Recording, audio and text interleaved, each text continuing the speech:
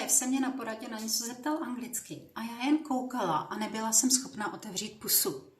Dokážeš si představit, jak trapně jsem se cítila? Tohle mi před rokem řekla moje nová studentka. E-mailům rozuměla, ale když měla odpovědět nahlas, zamrzla.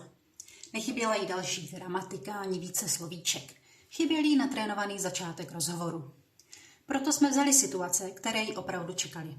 Poradu, telefonování a prosbu o zopakování. Připravila jsem jednoduché věty a trénovali jsme je nahlas, aby je pod tlakem nemusela skládat od nuly. Dnes na poradě řekne, co potřebuje, vyžádá si čas a zeptá se, když nerozumí. Nemluví dokonale, ale mluví. A právě to jí vrátilo klid. Jestli taky čekáš, až bude tvoje angličtina dost dobrá, přestaň. Sebevědomí nepřijde před mluvením. Vzniká tím, že mluvíš. Nejdříve jednoduše a na nečisto. Sleduj Rea English. Tady netrénujeme angličtinu do školy, ale pro chvíle, kdy ji opravdu potřebuješ.